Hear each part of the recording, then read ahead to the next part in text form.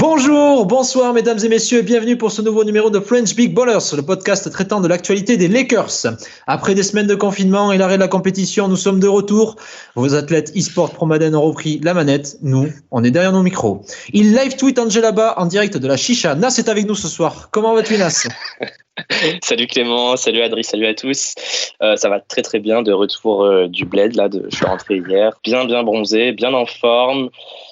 Tout prêt pour les playoffs qui arrivent. Il vient de commander un maillot de Leipzig avec une livraison rapide et vient de renvoyer celui de l'Atalanta au fournisseur. Adrien est avec nous. Comment ça va, Adrien ? Écoute, ça va, mais je vais essayer de commander aussi du Bayern, si possible, histoire qu'il n'y ait vraiment aucun club français en finale de Ligue des Champions. Mais sinon, à part ça, tout va bien. Malgré des départs impromptus de quelques joueurs pour diverses raisons, entre parenthèses, naissance, décès, commande chez le Thaïlandais du coin ou pour aller claquer un petit billet en matant des culs, n'est-ce pas Lou Williams ? La bulle NBA fonctionne, messieurs, parfaitement. 0,4 coronavirus déclaré par Adam Silver et ses sbires. Et entre les diverses activités disponibles sur le campus, les joueurs ont ainsi pu reprendre leur marque et s'affronter lors des scrimmages, puis pour 8 matchs de saison régulière. Peu de choses à retenir pour les Lakers qui, après avoir validé le first seed dès les premiers matchs, ont enchaîné les déconvenus. Messieurs, première question, ne devrait-on pas déclarer forfait pour les playoffs par peur du ridicule ?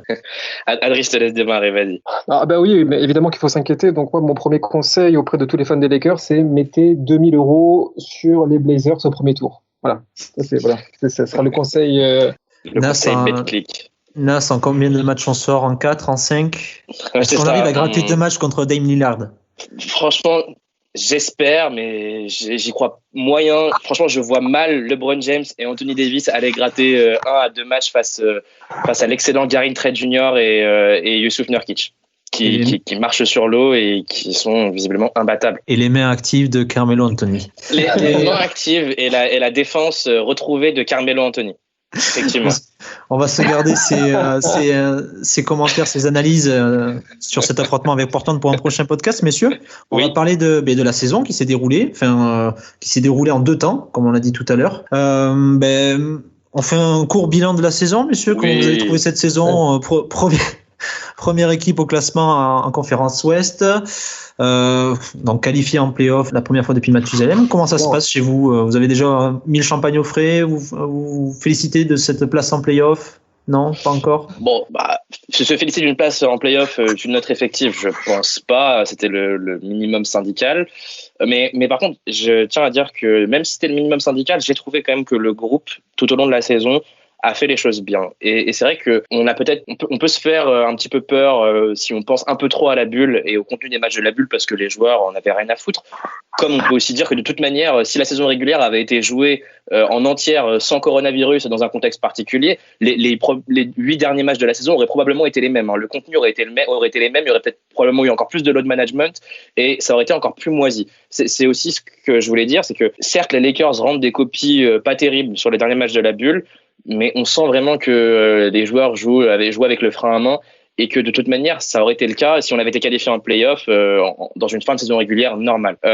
Moi, voilà, comme je disais, j'ai trouvé que la saison était quand même plutôt sérieuse. LeBron et Anthony Davis, qui étaient vraiment nos tout, ont démarré au début. Voilà, on démarrait tranquillement et sont montés en puissance dans les moments importants. Il faut quand même pas qu'on oublie que on perd finalement quelques matchs de très peu finalement face aux Clippers et aux Bucks, mais que globalement on fait quand même très très bonne impression sur des grosses confrontations, des grosses franchises, incluant les deux que j'ai cités. Les Bucks on se fait gifler. Hein. Oui, mais je parle sur le match retour du coup. Mais on gagne sur le match retour. Oui, on le gagne sur le match retour, pardon. Oui, on se fait gifler chez eux et on les gifle. On se fait gifler chez eux, pardon. Oui, c'est ça, exactement. Mais moi, je parlais surtout du match retour. J'avais dit quoi en fait ? Ah oui, j'avais dit que en gros, on fait bonne impression contre les Bucks. Non, effectivement, on se fait éclater sur le premier match, mais sur le deuxième match, on les bat et on les bat avec la manière. Voilà. Bref, tout ça pour dire que finalement, notre équipe, j'ai pas trouvé qu'elle ait alterné le chaud et le froid tant que ça. Moi, j'ai trouvé que ça a été plutôt une saison où on a été régulier du début jusqu'à la fin. On a des joueurs qui ont pas forcément joué à 100% et qui n'ont pas été à leur meilleur et on attend de les voir en play-off. Coucou Danny Green typiquement. Mais oui, finalement belle saison. Qui peut là regarder le bilan des Lakers cette saison et dire non, les Lakers ils auraient pu faire beaucoup mieux. Non, moi j'ai trouvé qu'on avait un potentiel qui était là et j'ai trouvé qu'on n'a pas joué au maximum de nos potentiels. Typiquement un Kuzma aurait aussi pu faire mieux sur toute la saison, même si il fait une excellente bubble. Pardon, dis-moi. ou pas? Ouais, c'est les avis de chacun. Je parle d'une excellente bubble, en tout cas en termes d'attaque au minimum, au moins. Non, je veux dire, non, quand tu disais que Kuzma aurait pu peut-être jouer à un meilleur niveau, ou pas, peut-être que c'est son oui. niveau réel. Oui, ou peut-être effectivement. Oui, merci, excuse-moi, j'avais pas compris, j'avais pas capté la nuance. Oui, peut-être que Kuzma effectivement est au maximum de son niveau, mais que maintenant il arrive à tirer à 3 points, c'est déjà quand même pas mal, c'est une avancée. Mais bon, bref, tout ça pour dire finalement, plutôt bonne saison, positif de mon côté. Et du coup, toi, Adrien, agréablement surpris par cette saison ou au contraire, tu attendais les Lakers un peu mieux? Alors, moi, surtout, ce qui m'avait moins agréablement surpris, c'était la saison dernière, où on manquait les playoffs, malgré le recrutement de LeBron James. C'était surtout ça qui avait été très décevant et qui n'avait pas été normal. Donc, de les retrouver cette année, c'est, pour le coup, un peu plus normal. Par contre, ce que je trouve le plus étonnant, c'est l'impact d'Anthony Davis. Comme quoi, rajouter juste une seule superstar te fait immédiatement changer de dimension. J'en profite d'ailleurs pour faire amende honorable, puisque je m'étais exprimé à l'oral et à l'écrit sur le fait que dans ce trade-là, on donnait beaucoup, puisque quand même on avait changé quasiment on avait échangé 15 joueurs en fait, quand Anthony Davis. L'intégralité de notre young core, ou quasiment, puisqu'on a gardé le plus mauvais, plus et le moins young aussi, au passage. C'est ça. Mais malgré tout, aujourd'hui, quand on voit la saison que l'on fait, ce que nous apporte Anthony Davis, oui, ce trade-là, il faudrait le refaire 1 fois, 2 fois, 3 fois, 100 fois, les yeux fermés, enfin tout ce que vous voulez. Donc ça, c'est ce que je retiendrai. Et ce qui aussi prouve une chose, c'est que dans cette ligue-là, si vous n'avez pas plus de 2 superstars, à quoi vous pouvez prétendre? Je suis complètement d'accord. Voilà. Je suis complètement d'accord. Donc c'est ça surtout ce que je retiens le plus. Donc évidemment, après comme Nas, très content de retrouver les playoffs après 6 ans, parce que là on a mangé quand même des saisons ô combien déceptives, ô combien moisies, avec des matchs en boîte bousille. Enfin vraiment on a souffert, donc rien que pour ça, oui, on va les déguster ces playoffs. Moi je rajouterais que en plus sur cette saison on a quand même vu de belles choses aux Lakers, notamment chez LeBron James, Anthony Davis, puisque c'est quand même les deux qui nous ont carry. Les deux tournent sur la saison, ils cumulent en gros 50 points, 51 points pour être précis. Donc bon, c'est quand même pas mal de dire que deux joueurs. Ouais. Évidemment, leur impact va au-delà de ça. Tu vois, c'est vrai que, allez, si on devait schématiser, ils font entre 85 et 90% de l'équipe à eux deux. Bien sûr, non, mais je voulais pas vraiment trop rentrer dans les stats bruts, mais simplement en parlant de l'apport, j'allais surtout rebondir sur 2 choses. D'abord l'apport d'Anthony Davis, parce que en termes de stats bruts, c'est quand même extrêmement solide, tu vois, c'est quand même extrêmement solide. T'es pas loin de 10 rebonds, t'es à 9,3 rebonds, t'es pas loin de 10 rebonds, alors que t'as quand même LeBron qui en bouffe pas mal. Alors moi je disais, des gens qui me disaient peut-être Maggie Howard. Non, c'est pas des Maggie et Howard qui pèsent beaucoup dans la balance pour sur les stats de rebond d'Anthony Davis, c'est surtout LeBron. Mais bon, après c'est comme ça, tu partages la gamelle avec le meilleur joueur du monde, donc tu vas forcément perdre un petit peu sur certaines de tes lignes, pardon. Mais je veux dire, c'est aussi la première saison de la carrière de LeBron à plus de 10 assists. Alors effectivement, on était à beaucoup, je crois, la saison dernière. Je me demande si c'était pas déjà pas loin de 8, il me semble. Donc on peut se dire que l'écart est pas énorme, mais c'est quand même assez symbolique. C'est te dire, c'est vraiment la saison où LeBron James est vraiment dans son rôle de métronome maximal de l'équipe. Ça, tu vois, je le comprends pas là. Ça, c'est un truc que je comprends pas, parce que en début d'année, il y avait des experts qui disaient que tu pouvais pas le considérer comme un meneur de jeu. Donc j'arrive pas à... Au début, je croyais que t'étais sérieux. Mais c'est vrai qu'effectivement, des experts français, des experts francophones, disaient que LeBron James on pouvait pas le considérer comme un vrai meneur. Bon, résultat, il finit quand même en étant de loin le meilleur passeur de la ligue. Ouais. C'est sûrement que des coïncidences. C'est que des coïncidences. Et à mon avis, il a volé beaucoup d'assists à Rondo. C'est pour ça que ces chiffres sont beaucoup plus énormes qu'ils sont censés l'être, vu son rôle théorique.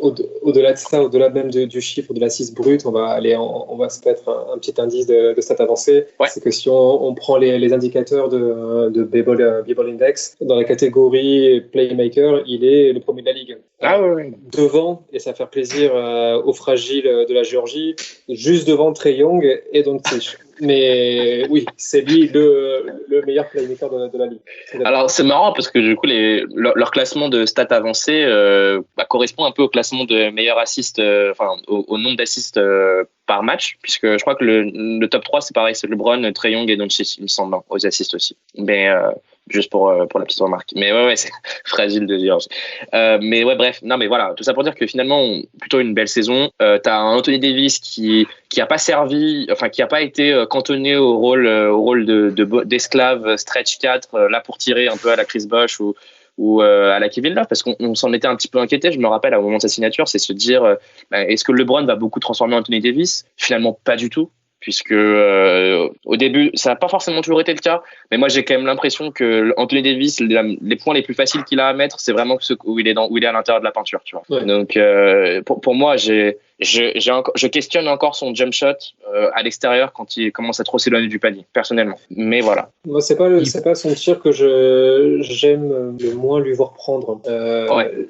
J'aime bien prendre quand même son 3 points quand il est complètement démarqué. Surtout que tu vois que dans la saison, il y a eu des moments où c'est grâce à ces tirs-là qui te remet dans le match, qui t'en fait gagner aussi. Donc tu as besoin. Ouais, et puis depuis l'All-Star Game, je crois qu'il a des bons pourcentages à 3 points, il me semble. Hein. Ouais, non, c'est très correct. Pour ce que j'attends de lui, en tout cas de lui, pour moi, je trouve ça très correct. Et par contre, oui, il est là où il est le plus létal, et c'est quand il attaque la peinture et qu'il arrive lancé. Là, il y a personne qui peut le retenir. Moi, je t'avoue que je sais que tu es amoureux de ce tir, mais moi, quand je le vois partir en fadeaway sur le mid-range, c'est là où je serre les dents. C'est très beau quand ça rentre, mais ça rentre pas tant que ça non plus. Ouais. Mais bon, à part ça, ça joue. Oui. En fait, oui, il faudrait vraiment. Excuse-moi Clément, je finis juste rapido sur AD. Il faudrait vraiment être très picky pour trouver un réel défaut dans son jeu, parce que c'est ça. Ouais. C'est ça. Ouais. Bon. C'est vraiment vouloir à la perfection que de le critiquer sur telle ou telle partie de son jeu. Après, ce que tu disais sur la cohabitation entre les deux, oui, j'ai pris à 100% ce que tu viens de dire. C'était une des craintes que j'avais, mais en fait, LeBron est suffisamment intelligent pour comprendre que c'est peut-être le meilleur joueur avec lequel il ait jamais évolué. Oui. Sans vouloir manquer de respect à Dwayne Wade. C'est pas, voilà, il y a pas d'attaque déguisée, mais peut-être que AD dans son prime. Et voilà, une autre communauté sur les côtes. Voilà, super. Peut-être que Dwayne Wade est plus fort que le Dwayne Wade avec lequel il était à Miami. Peut-être. Oui, moi, mais ça c'est sûr. Le Dwayne Wade qui a joué avec le Shaq, pour moi, il était meilleur que celui qui a joué avec LeBron, hein, typiquement. Voilà, je le pense aussi. Donc voilà, donc LeBron est, à mon avis, doit être parfaitement conscient que ce joueur-là, tu dois le bichonner, tu dois le mettre en valeur. Et puis aussi, après, que quand LeBron n'est pas là et que c'est AD qui est là sur le terrain, AD fait ce qu'il veut, il prend les tirs là où il veut, là où il entend les prendre. Donc du coup, ça fonctionne bien. Les deux fonctionnent bien. Et dans le relationnel, il me semble aussi qu'entre les deux, ça fonctionne pas mal. Ouais. Bon, c'est simple. Pour apporter de l'eau à ton moulin, Nas, sur la saison, AD fait 33% à 3 points. Mais depuis le début de l'année, finalement, depuis le début de l'année 2020, il est à 37,8% à 3 points. Yeah. Ouais, non, mais c'est surtout que. Alors, ce qui est intéressant avec ce joueur, c'est que son tir à 3 points, c'est pas son meilleur atout. Dans sa carrière, il n'a pas des pourcentages extraordinaires, il a des pourcentages très moyens, voire même mauvais. Mais ce qui est plutôt bien, c'est que, et faut aussi à mon avis donner un peu de crédit au staff, c'est que ils lui ont pas blacklisté en mode ton tir à 3 points, il pue la merde, arrête de le prendre. Au contraire, tu vois même qu'il a quand même des assez gros volumes d'ailleurs finalement sur ce tir. Donc j'imagine même que s'il était un peu plus picky sur certains de ses tirs, s'il avait peut-être une encore meilleure sélection de tirs au niveau de ses 3 points, à mon humble avis, il aurait probablement des meilleurs pourcentages parce qu'il en tire pas que des ouverts et pas que des faciles. Donc, non, mais voilà, tout ça pour dire que à ce niveau-là, il reste rentable sur le 3 points et quand on va arriver sur les playoffs et que j'imagine que notre playbook va se réduire encore un peu plus à du pick and roll entre LeBron et AD, ça oblige ton défenseur à surveiller AD et ça laisse un peu plus la peinture ouverte. Enfin, à part quand tu t'appelles Assassin One Side et que tu restes sous l'arceau, quoi. Mais bon, après. C'est pour un autre podcast. Messieurs, sinon, si ce n'est cette attaque, cette liaison, ce lien entre LeBron et AD, est-ce que le gros point positif de cette saison, c'est pas la défense? Oui. Troisième défense de la ligue. Oui, je suis d'accord avec toi. Puis surtout que tu parlais de playoffs qui allait se rétrécir. Il va pas en rester grand-chose, hein, parce que du playbook qui allait se rétrécir en playoffs, mais on va dire que c'est pas notre point fort. Donc oui. Ça va être PNR LeBron AD, ISO LeBron, ISO AD. Hein, ça va être que ça de toute façon. C'est ça. Hein, on n'a pas beaucoup de sets sur lesquels on peut se rassurer quand on veut reposer LeBron ou AD. Donc oui. Non, falloir que vous juste prier pour que LeBron et AD soient inspirés sur les kicks en fait. C'est juste ça à mon avis parce que ça va pas être super étoffé tactiquement. C'est ça. Donc heureusement qu'il y a la défense. C'est clair que la défense, troisième défense, et notamment là on est très très bon cette année. Là c'est une des grosses forces de l'équipe, c'est sur le périmètre. Ouais. On a les meilleurs, la défense de nos arrières au périmètre, je pense, c'est la meilleure de la ligue. Et aussi c'est un secteur dans lequel nos intérieurs se débrouillent plutôt bien, donc ce qui fait que voilà, on est bon. Et je rebondis sur cette petite stat que tu viens de préciser, sur notamment les arrières au périmètre. Ça permet aussi de nuancer un petit peu les immenses craintes que la fanbase des Lakers émettent concernant l'absence de Bradley, parce que je pense pas que Bradley soit le seul auteur, si tu veux, de cette stat. On a forcément pour être l'une des meilleures défenses de la ligue à ce niveau-là, c'est que il y a quand même comment t'expliquer, d'autres joueurs qui sont aussi capables de défendre le périmètre. Ce n'était d'ailleurs pas notre meilleur défenseur, Bradley. On l'a répété au fil des podcasts. Il a recommencé à s'y mettre pareil au mois de janvier, par là, après sa blessure, son passage à l'infirmerie, et après un mois où il a repris ses marques. Mais niveau défensif, si par moment il avait des éclairs de génie où il pouvait lock un playmaker adverse, régulièrement il se faisait shooter dessus, et au stade avancé, c'était loin d'être terrible pour lui. Non, par contre, les meilleurs dans le secteur, c'est Caruso. Ouais. Il n'y a pas que de la hype sur ce joueur-là, et aussi Danny Green, qui est également vilipendé, mais c'est nos deux forces sur le périmètre. Voilà, c'est pas que Bradley. Dans le range de Bradley, d'après Bradley, tu vas trouver des joueurs comme Kentavious Caldwell-Pope, ou plus étonnamment un Rajon Rondo. Ouais. Tu vois, ça te montre que si tu prends certains indicateurs, Rondo n'est pas un si mauvais défenseur que ça au périmètre cette année. Ouais. Et puis t'as aussi AD qui au périmètre est loin d'être dégueu non plus pour un big match. De même que LeBron qui se bouge cette année au périmètre. Ouais. Donc tu vois, finalement t'arrives quand même en playoff avec des assez grandes certitudes. Tu te dis, t'as une équipe qui tactiquement, en attaque, c'est pas l'Amérique comme on dit, mais t'as LeBron et Anthony Davis pour trouver des solutions quoi qu'il arrive, et quand même des tireurs au périmètre qui peuvent mettre des tirs. Donc c'est sûr que t'arrives pas avec les mêmes certitudes tactiques que des Bucks par exemple, mais t'as LeBron et Anthony Davis, et en défense t'as une équipe qui tourne très très bien avec ou sans Bradley, parce sur que le périmètre et à l'intérieur, hein. Faut le dire, à l'intérieur quand t'as un secteur intérieur avec Anthony Davis, JaVale McGee et Dwight Howard, même si ce dernier a un peu faibli au fur et à mesure de la saison, défense intérieure, ça reste quand même assez conséquent assez conséquent. Ce qui me fait poser d'ailleurs une question pour vous voyez comment le nombre de minutes où l'on va jouer avec un véritable pivot de métier en playoff? Pour moi, ça va vraiment dépendre du match-up. Je pense pas qu'il y ait une convention au sein du staff qui va dire pour les playoffs à venir, on va allouer 10 minutes par match avec deux intérieurs, avec deux grands intérieurs. Pour moi, ça va vraiment dépendre du match-up. C'est-à-dire que parce que typiquement Maggie, par exemple, il est là physiquement en début de match. Physiquement, en début de match, quand il a les batteries pleines, il va poser beaucoup de problèmes. Et il suffirait que tu joues contre un pivot très lent, par exemple, typiquement un Jokic, tu vois. Jokic, pour moi, il est incapable d'arrêter Maggie, en tout cas en termes sur la vitesse et sur l'athlétisme. Du coup, pour moi, ça va dépendre du match-up. Je le vois mal en mode, on va foutre 10 minutes maximum ou 5 minutes maximum. Ouais, ça dépendra des joueurs en face. Je sais pas. Qu'est-ce que t'en penses, toi, Clément? Oui, ça va dépendre des match-up. Puis j'allais aussi quand même dire que ça va dépendre de ce que va nous déclarer Frank Vogel. Puisque avant de reprendre la bulle, il a dit non, on n'augmentera pas les minutes d'AD en 5, il est hors de question qu'on fasse ça. Finalement, AD s'est retrouvé à 50% de son temps de jeu sur le poste 5 en fait. Dwight et JaVale McGee avaient 24 minutes à eux, voilà. Donc je sais pas encore, il a tâtonné, il a essayé de façonner ses rotations pour les playoffs. Ça n'a pas extrêmement bien marché d'ailleurs. Non, après il a testé des line-up qui ne seront pas alignés en playoff, faut pas s'en inquiéter.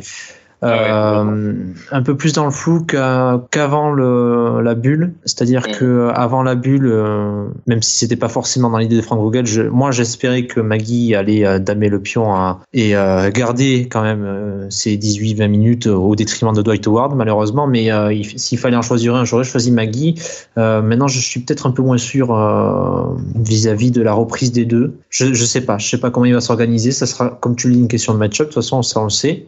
il y avait des équipes où, de toute façon, ça avait été l'exemple typique, c'était les Bucks. Les Bucks, on s'est fait défoncer, et c'est clair que face à une équipe comme Milwaukee, et j'aurais tendance à dire les Raptors, il y a des chances que ce soit comme ça. Enfin, il y a Marc Gasol derrière qui peut sanctionner si. En fait, le souci nous, c'était Brook Lopez qui nous avait posé beaucoup de problèmes quand on avait un 5, on va dire type Maggie Howard, c'est que il peut être tellement létal à 3 points que t'as vraiment peur de lui opposer un Dwight Howard ou un Maggie dessus, quoi. Si on regarde les équipes qu'on peut rencontrer à l'avenir, c'est Portland au premier tour. Si jamais sur un miracle on passe Portland, on tombe soit contre OKC, soit contre Houston. Donc déjà il y a un des deux où je pense qu'on va accentuer quand même au niveau de l'intérieur, mais ça va être une question de match-up.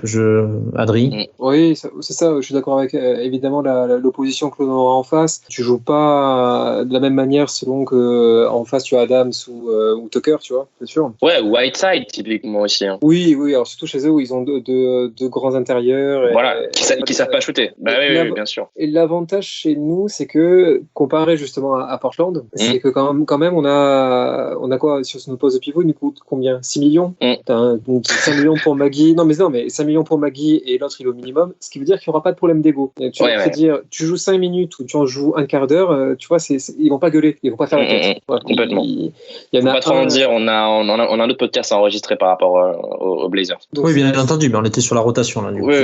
Si tu veux, donc c'est vrai que là-dessus, Vogel pourra augmenter ou réduire le fait de jouer Davis sur le poste 5 sans trop avoir de soucis à ce niveau-là. Donc c'est plutôt. Moi, c'est sûr que si on a un match-up face aux Rockets, on verra pas beaucoup McGee et Dwight Howard, ça c'est certain. Ça serait suicidaire de le faire. Absolument. Donc moi vraiment question de match-up, mais en tout cas là où je voulais insister vite fait rapidement avant qu'on boucle peut-être sur ce sujet-là, c'est finalement là on peut quand même être rassuré, c'est que qui joue ou qui joue pas, les deux, et surtout je trouve Maggie sont des joueurs valuables, tu vois. Donc c'est pas en mode t'as peur de les faire jouer ou pas. Tu sais que c'est des joueurs qui vont quand même apporter un petit peu et qui parfois Howard passe à côté de certains matchs, mais globalement c'est pas des mecs qui vont te tirer une balle dans le pied, quoi. Non, ils ont conscience de leur rôle. Tu vois, c'est ça. Ils savent qu'ils font partie du supporting cast et c'est tout. Dire, vous faites exactement ce dont on a besoin que vous fassiez. Et ne sortez pas d'autres rôles, sinon vous allez sortir du terrain. C'est-à-dire, tu le vois, c'est que dès que tu commences à avoir un peu des rotations garbage où McGee fait un peu ce qu'il veut, là, il commence, tu vois, c'est Sky. C'est Sky Hoop, depuis la ligne dans ses francs. Tu vois, c'est ça. Tu regardes ces trucs, tu fais, ok, c'est bon. Là, tu sens que. C'est la roulette totale. Voilà, c'est la fin de la fin, mais c'est des joueurs. Mais il y aura pas de ça en playoff, hein. C'est normalement. Voilà. Exactement. Et ils sont en mission. Pour aller chercher les titres et ils feront ce qu'il faut pour y aller. Messieurs, on a parlé beaucoup de points forts, donc la défense, notamment en périmètre, le lien et l'entente entre LeBron et Anthony Davis, qu'on espère se voir prolonger sur les 5 prochaines années. On ne sait jamais, les Knicks et les Bulls sont à l'affût. Est-ce qu'on avait quand même repéré certains points faibles en début de saison? On avait quand même émis quelques doutes, j'ai souvenir. Et est-ce qu'on peut en cibler quelques-uns là? Est-ce qu'il y a vraiment des points faibles qui commencent à nous faire douter pour les playoffs notamment, Adrien? En fait, moi, le gros facteur X, c'est notre régularité à 3 points. Ouais. On fait pas partie des meilleures équipes aussi bien sur le nombre de tirs pieds à 3 points que sur notre pourcentage. Et c'est là où ça va déterminer notre destin en playoff. Pour vous dire, notre meilleur joueur aujourd'hui au périmètre, notre 2 meilleurs joueurs au périmètre, c'est Danny Green, qui est irrégulier au possible, et LeBron James, alors que c'est pas du tout son point fort à la base. Mais il sort, une de ses meilleures saisons, peut-être même sa meilleure saison sur le shoot à 3 points. Et encore, il est pas beaucoup. Je crois qu'il finit à 34% sur la saison régulière. Ouais, 35%. Le meilleur ça. shooter, en gros, c'est KCP du coup qui s'est fait gentiment descendre en début de saison, mais qui depuis est à peu près régulier à ce niveau-là et qui apporte un peu 3 points en sortie de banc. Ouais, mais c'est sûr que c'est pas ouf. Et bon. Et donc on ne demande pas la lune, mais moi je demande pas la lune. Mais si tu arrives à avoir en playoff un Kuzma plus Danny Green, plus KCP à 38%, voilà, et même Caruso qui arrive à augmenter un peu ses pourcentages aussi, qui augmente ses pourcentages, ou Deon Waiters, tu vois, qui arrive qui se rapproche de 7,38 €, c'est très bien. Mais on n'y est pas encore. Hein. On n'y est pas encore. On n'y est pas encore. Et je ne sais pas comment tu peux dire que là, à la veille des playoffs, comment tu peux te dire avec certitude que tu y seras à ça. Non, mais tu ne peux pas te le dire. Surtout qu'en plus, notre adresse sur ces matchs de bubble, qui même s'ils étaient insignifiants, par moments, ils étaient grotesques, quoi. Tu vois, par moments, ces chiffres-là, ils étaient grotesques. Il y a eu des moments où on a enchaîné 2 matchs où tu foutais genre 2 tirs à 3 points sur 47 tentés sur les 2 matchs, quoi. Tu vois, donc il y a des moments aussi où c'était du foutage de gueule.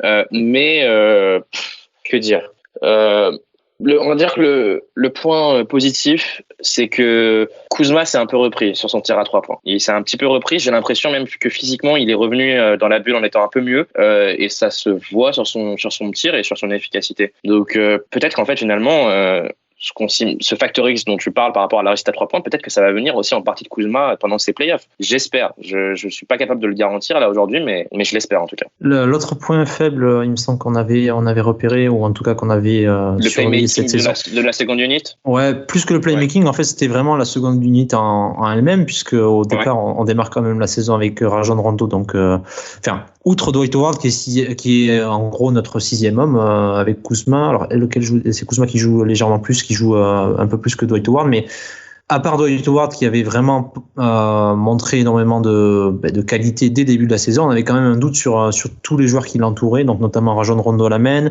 On n'avait pas d'ailier capable de s'écarter, ou en tout cas d'ailier fort, puisque Kyle Kuzma a été incapable de tirer de loin en début de saison. Markieff Morris est arrivé entre-temps, Alex Caruso s'est affirmé, KCP s'est réveillé aussi. Est-ce qu'aujourd'hui, cette seconde unité, Adrien et Nas, elle vous rassure en tout cas?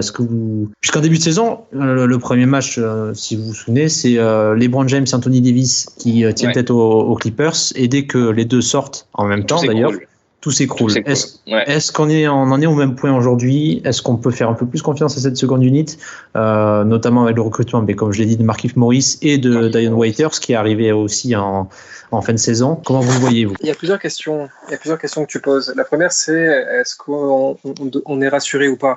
Sur le papier, tu devrais être rassuré, puisqu'effectivement, chacun des recrutements va dans la cohérence pour doper la seconde unité, comme le disait Nas, pour avoir un peu plus de playmaking, et notamment pour avoir aussi de la création de tir pour soi-même ou pour les autres avec Dion Waiters. Donc normalement, tu l'as sécurisé. Le problème, c'est qu'on l'a pas réellement vu non plus, pour l'instant sur le terrain, cette alchimie. En fait, les recrutements qui l'ont étoffé cette seconde unité sont arrivés tardivement. Avant le confinement. Juste avant le confinement. Et donc derrière, on a pu les voir sur quelques matchs de scrimmage, 3 matchs de scrimmage et 8 matchs de saison régulière, quoi. Donc le span n'était pas terrible, quoi, pour pouvoir vraiment se faire une idée de ce qui a apporté. D'autant qu'en plus, Markieff Morris n'a pas beaucoup joué, tout court, pendant la bubble. Donc en vrai, même encore aujourd'hui, il a quand même montré de belles choses. Donc je suis pas inquiet personnellement sur le cas Markieff Morris. Tu n'as pas de rythme, donc pour moi, il n'y a pas de certitude là-dessus.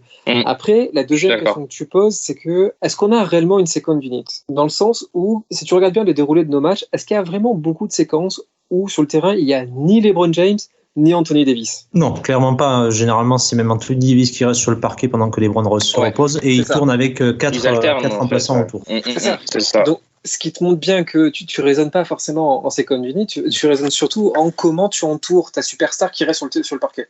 Exactement.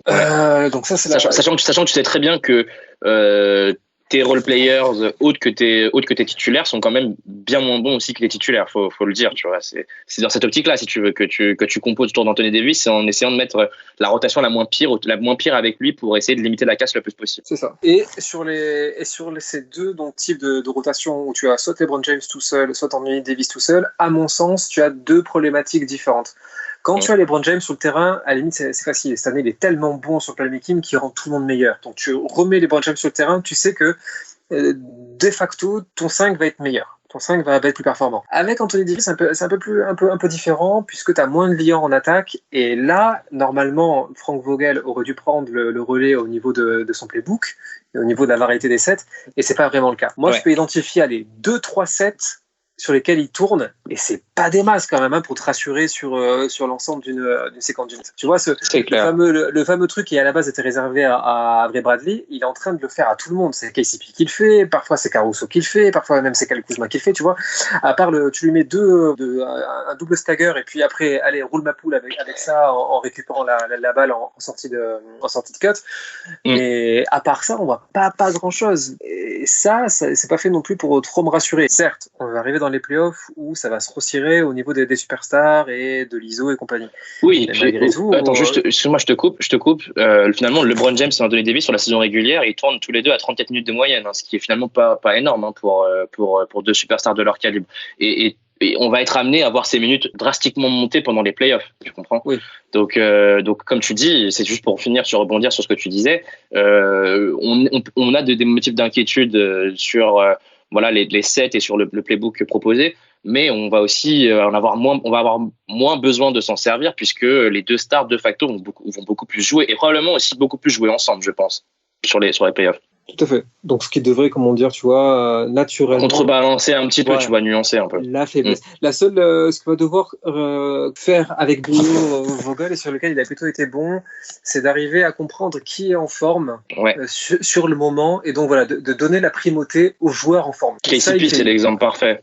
C'est ça, tu vois, et de comprendre qui est bien dans son match-up, qui est bien dans son match, qui est bien dans son enchaînement de matchs également, et donc de lui donner confiance sur telle ou telle rotation. Quand tu vois le nombre de closing qu'a fait KCP en début de saison, typiquement sur son début de saison pourri, tu pouvais t'attendre à ce que justement il cire le banc et qu'on le voit juste en début quand tu le vois 10 minutes et puis s'en va, tu vois. Et finalement non, KCP a enchaîné quelques bonnes performances. Frank Vogel lui a fait confiance et il a joué beaucoup de closing en fin de compte, et il a été très très important pendant ces closings là d'ailleurs. Et puisque tu parles du closing, tu vois là aussi que Vogel n'a pas d'idéologie fixe. Ouais. Là il est vraiment pragmatique pur et dur, et il va mettre à la fin le 5 dont il pense qu'il va lui faire remporter le match, et donc c'est pour ça que tu vois aussi parfois à la fin un Caruso peut faire des matchs avec Vogel, c'est pas un problème. C'est ça, et ça c'est quand même plutôt bien quand t'as une équipe avec deux stars qui justement peuvent faire la différence pendant le match, te dire que ton coach n'est pas un espèce d'abruti qui a décidé que tel joueur finirait le match, mais que ce serait plutôt les joueurs en forme et avec la main chaude, on va dire, défensivement ou offensivement. Moi je trouve ça plutôt rassurant à ce niveau. C'est ça. Donc je pense qu'il y a 10 joueurs qui doivent normalement, 8 joueurs, parce que j'enlève Davis et LeBron James. Tu as 8 joueurs qui doivent naturellement pouvoir se dire je peux finir les matchs selon ce que je propose à mon coach. Exactement. Du coup, messieurs, je pense qu'on a parlé de tous les points faibles. Enfin, moi, j'en avais relevé un dernier, c'était notamment le calendrier qui était beaucoup trop facile pour les Lakers. C'est pour ça qu'on a un excellent bilan. Il me semble que c'était encore le cas dans la bubble. Messieurs, on a fini. Je pense qu'on a fait le tour par rapport à l'équipe entière. Est-ce qu'on peut se concentrer sur les joueurs? Est-ce qu'il y a un joueur qui vous a plu pendant cette saison? On complexifie la chose, évidemment. Pas le droit de citer LeBron, pas le droit de citer AD. Je vais commencer. Moi, je gros coup d'os pour Kentavious Caldwell-Pope, où finalement on perd Avery Bradley qui était un starter, on va dire quasi sûr pour arriver en playoff, mais que finalement je suis pas si mécontent que ce soit lui qui le remplace dans le 5 de départ.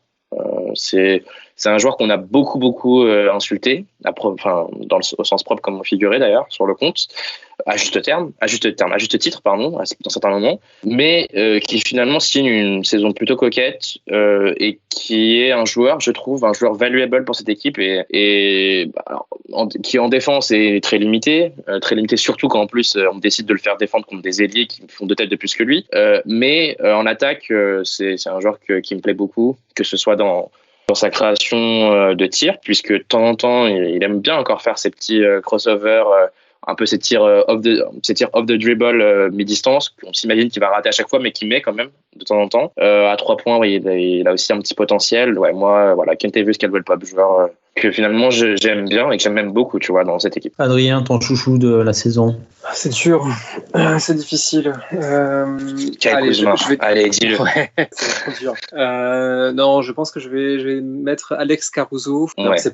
C'est presque par défaut, mais je vais mettre quand même Alex Caruso. Pourquoi? Parce que c'est le meneur qu'on aimerait tellement voir prendre toutes les minutes à Rajon Rondo. Ouais. Puisque lui, chaque fois qu'il arrive, il t'apporte une énergie folle. Ça se ressent à chaque fois sur la défense où d'un coup, tout le 5 est beaucoup plus concerné, beaucoup plus équilibré de ce côté-là. En attaque, il faut pas trop lui en demander sur le playmaking, mais malgré tout, il a toujours ces petites dunks bien sentis, ses cuts intelligents également. Alors je trouve que cette année, il est un petit peu moins bien sur le 3 points, mais à mon avis, avec un peu plus de rythme et de tir, ça irait beaucoup mieux que Rajon Rondo. Donc voilà, il faut aussi quand même se rappeler d'où vient Alex Caruso. Caruso n'est pas drafté. Non, Caruso est repêché du fin fond de la Summer League, et voilà, c'est à force de travail et de bon impact que ce mec-là aujourd'hui peut prétendre à closer des games. À force de travail au South Bay Lakers, avant même d'arriver aux Los Angeles Lakers. Faut le préciser, tu vois. Rien que pour ça, lui, donc l'abnégation, l'intelligence et le travail. Donc voilà, mon coup de cœur de la saison, c'est Alex Caruso. Et toi, Clément? Je vais partir, je vais tricher, je vais partir avec 2. 2 puisqu'en fait je m'attendais à ce que Javel Magui continue avec une belle saison. Ouais. Et c'est le cas. Il est au niveau des stats avancées en tout cas, il est très présent en défense intérieure. Dans ce qu'il propose en attaque, quand il se restreint à son rôle, c'est parfait.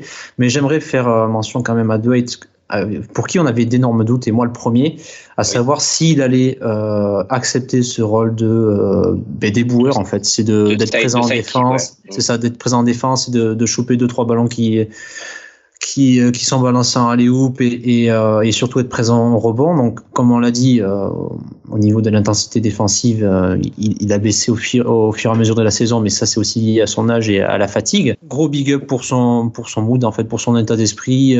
Il est bien dans cette équipe et il semble ne pas se prendre la tête par rapport à son rôle et par rapport à ce qu'on lui demande de faire.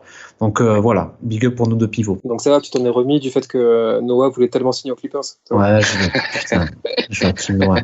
Je voulais Joachim Noah. Mon Dieu. À la base, je voulais Dwayne Dedmon, mais en fait, visiblement, les Kings étaient beaucoup plus chauds pour son profil et ça a bien fit en plus, donc sans rancune. Messieurs, on peut venir sur un peu plus présent, peut-être reparler de la bubble, puisque, comme on l'a dit, Frank Vogel a testé certaines rotations et on a vu d'autres joueurs, à savoir les nouveaux venus, donc notamment Talen Horton-Tucker qui a fini sa saison en G-League et qui est venu avec le groupe à Orlando et qui est plutôt pas mal. On a le fameux Gérard Smith. C'est bien ça. Gueule. Le fameux Gérard Smith. Pas toi. Dion Waiters qui a pris la place de Rajon Rondo dans cette bulle, puisque Rajon Rondo est malheureusement blessé. Quinn Cook qui a fait sa réapparition grâce à cette blessure là aussi. Kostas Antetokounmpo qui jouait 5 par moment. Messieurs, quel joueur c'est ça, c'est vrai, Devonte Cacok. Quel joueur vous a satisfait un peu sur cette bubble? Lequel vous aimeriez revoir pendant les playoffs, ou lequel pensez-vous revoir pendant les playoffs? D'ailleurs, on va mettre la fête de côté d'abord, on va mettre le pragmatisme, l'efficacité, la stat avancée avant tout. Il y en a qu'un seul de tout cela qu'on va revoir. Sauf si on a 30 points d'avance à la fin de chaque 4e quart-temps, je prends, mais a priori, on devrait voir qu'un seul de ces joueurs-là, et c'est effectivement Dion Waiters. Après, si on parle d'affect, moi j'aimerais bien peut-être revoir quelques minutes de Talen Horton-Tucker. D'ailleurs, à la rigueur, si on pouvait split toutes les minutes de Rondo, le laisser sur le banc et faire jouer Talen Horton-Tucker et Caruso à sa place, moi ça m'irait très bien dans l'absolu. Le problème, c'est que je vois pas, tu vois, moi aussi, ça c'est le seul choix de l'affect que je ferais. Non, c'est de l'affect pur. Peut-être lui et Kekok aussi, mais par contre, pour faire quoi et dans quel contexte tu mettrais aujourd'hui? De toute façon, le contexte ce serait uniquement du garbage time, j'imagine. Parce qu'on se le dise, il a plus été utilisé notamment c'est un poste de 3, mais plus utilisé en 3. T'as LeBron au-dessus avec 40 minutes, le reste va tomber dans l'escarcelle de Kuzma, donc ça, je pense que Talen Horton-Tucker, comme tu le dis, on le reverra, sauf si blessure, on le reverra que pendant le garbage time. Même si blessure, moi je pense pas que Vogel lui fasse confiance à lui plutôt qu'à même Delay. Je pense qu'il mettrait plus de Delay avant de mettre. C'est probable.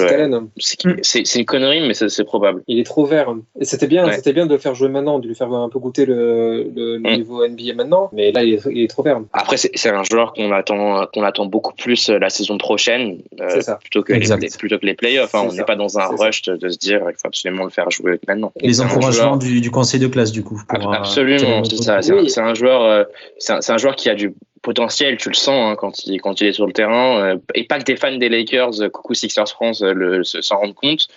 Donc il jouera peut-être pas tout de suite parce qu'il a encore pas mal de choses à affiner et ça demande des summers d'entraînement, etc. Mais on le reverra, c'est certain, plus tard. Le seul domaine où je le trouve NBA ready, tu vois, où tu le mets dans la rotation et ça passe, c'est la défense. Je le trouve vraiment très intéressant de ce côté-là. Bah, gros wingspan. Il est très puissant, aussi, pas mal dans les déplacements latéraux. Donc quand il est motivé, tu sens en plus qu'il a compris que s'il s'applique en défense, ça lui donnera un ticket pour l'équipe. Et il est vraiment bon. Il est vraiment là-dessus. Mais c'est de l'autre côté. Tu arrives en playoff, tu veux des points. Et lui, les points, il les apporte comment actuellement? Il est encore trop streaky sur le 3 points. Il est un peu foufou sur le drive, même si c'est son jeu. Mais voilà, la NBA, les playoffs, c'est pas la G-League. Donc c'est encore un peu tôt pour lui faire confiance à ce niveau. Ouais, c'est un peu juste. Ouais. Donc pas de THT, mais du Dion pendant alors, le quid de J.R. Smith, du coup, rapidement.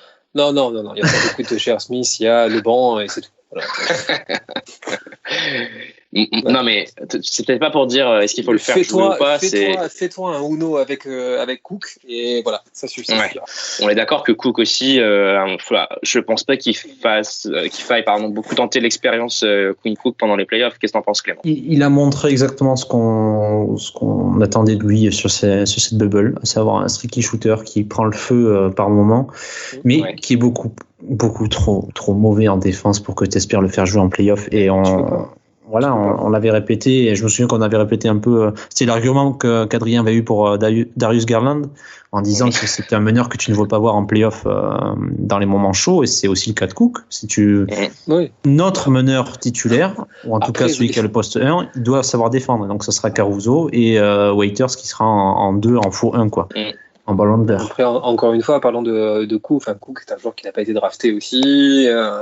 Oui, bien sûr. Et dont la carrière repose sur quelques éclats en play-off avec les Golden State Warriors, qui était la meilleure équipe du monde, qui tournait le mieux à l'époque aussi, tu vois. Et en finale quand même. Et en finale, bien sûr. Tu vois, sa bague, lui, elle est pas, tu vois, c'est pas juste une bague honorifique, il a. Non. Mais il a un CV quand même. C'est un joueur qui est honnête. Pour moi, ceux qui disent que ce n'est pas un joueur de NBA, c'est un peu lui manquer de respect que c'est moi qui le dis ça. C'est pas le seul. Je passe aux aveux. Non, moi je le vois vraiment comme un joueur effectivement d'une ligue de basketball professionnelle, mais pas celle des États-Unis, celle d'un pays en Asie. Tu vois, c'est une rotation fâché avec les Houston Rockets. Sur une rotation, sur un effectif de 15 joueurs, il a sa place. Tu vois, c'est pas, évidemment, on parle pas d'un meneur titulaire, même, tu vois, de ton backup au poste d'arrière, mais non, dans un effectif de 15 personnes, il a sa place. Il est très bon en sortie de dribble, et quand il prend feu à 3 points, ça fait du bien. Mais quand il prend pas feu, c'est zéro. C'est ça qu'il faut comprendre. Ça reste aussi un joueur intelligent et motivé. Et donc tu veux ça dans un vestiaire pour un rôle de troisième meneur. Et puis c'est un joueur qui aime Los Angeles aussi, qui aime les Lakers de base. C'est un immense fan de Kobe et tout de base. Personnellement, si tu veux. Comment dire, je vais reformuler ça. Si on gagne pas le titre, c'est pas la faute de Cook. Ah oui, je suis d'accord. Messieurs, on parle de l'élu de Dion Waiters. Après, on passe à la deuxième partie du podcast. Allez. Sur cette bubble, du coup, Dion Waiters qui a joué le rôle de primary ball handler, qui portait le ballon dans la deuxième minute, aux côtés de Caruso. Ça s'est très très bien passé avec Caruso à ses côtés, d'ailleurs. C'est un très faible échantillon, mais grosso modo, Caruso et lui, c'est 30,7 de net rating. Oui, d'accord. Coquet quand même sur le faible temps qu'on a eu. Mais est-ce que, lui, on va forcément le revoir en playoff, messieurs, on est d'accord? Oui. Il faut le revoir en playoff. Après, c'est un joueur où je sens qu'on va être à la fois frustré et à la fois on va s'enflammer puisque ça va dépendre de sa main chaude. Mais oui, on va le revoir en playoff et il faut le revoir en playoff. C'est le seul joueur, à l'exception de LeBron James et d'Anthony Davis, qui est capable de se créer son tir venant de nulle part. Tu vois, c'est le seul. C'est pas ce que je voulais dire. Ne dis pas J.R. Smith. Voilà. C'est le seul à pouvoir le faire de manière relativement fiable. Et c'est aussi le seul joueur qui est capable d'exécuter un pick and roll menaçant avec Anthony Davis dans cette seconde unité aussi. Il faut le préciser parce que c'est le seul joueur qui a l'option, qui peut punir de loin s'il n'est pas respecté et qui peut aussi attaquer le cercle parce qu'il a les capacités pour le faire aussi, tu vois. Exactement, ce que ne peut pas faire Rondo. Non, ce que ne peut pas faire Rondo, exactement. Du coup, parce que Rondo peut être pas mal à la rigueur en pick and roll ball handler uniquement, mais tu peux pas lui demander d'attaquer le cercle, quoi. Tu peux pas lui demander d'attaquer tout court en fait après un pick and roll. Parce que lui, il est capable. Donc c'est ce qui me plaît moi chez ce joueur, c'est aussi cette versatilité qu'il apporte quand il est sur le parquet en même temps qu'Anthony Davis. Et je rebondis sur ce que tu disais sur l'association entre lui et Caruso qui fonctionne bien, justement pour ça. C'est très bien de remplacer un Rondo par ces deux-là. Pourquoi ? Parce que ça veut dire que tu vas partager la création entre ces deux, ce qui fait que tu vas pas les cramer. Parce que Caruso n'aime pas trop non plus avoir toujours la gestion du jeu. Et quand Waiters, tu lui donnes tout le temps la balle aussi, à un moment donné, il a pas un peu tendance à en faire trop. Donc voilà. Évidemment, les fils ils finissent par se toucher. Hein, c'est ça, ouais. Donc tu dilues la création sur les deux. Les deux aussi, tu peux les utiliser après en shooter, tu vois, en spot-up. Donc c'est très très bien. Moi, c'est vrai que c'est une association que j'ai envie de voir. Et souvent justement, quand LeBron James sort pour se reposer, c'est de là. Souffle, ouais. Voilà. Lui, les deux là, ils doivent être ensemble avec AD sur le terrain. Mais maintenant, est-ce que on a beaucoup, je connais pas les stats avancées sur l'association Waiters-LeBron James, mais est-ce qu'on a vraiment intérêt à aller voir les deux beaucoup ensemble sur le parquet ? Je suis pas sûr que ce soit des profils très très compatibles. Après, l'échantillon est trop faible pour l'instant pour mesurer. Oui, bien sûr. Donc, en tout cas, Dion Waiters, joueur qu'on reverra en playoff. Et on l'espère pour nous aussi, dont la réussite à 3 points augmentera parce que c'est encore un peu trop light, je trouve, pour l'instant. Ouais, il a eu juste sur les scrimmages où c'était très très très chaud à un moment donné, mais sinon, ouais, il a plutôt été froid. Donc, pareil, comme toi, j'attends quand même un petit rebond. Et on va en parler du rebond puisqu'on va passer à la deuxième partie du podcast, messieurs. Donc, on se retrouve pour le prochain numéro avec une preview face à Portland.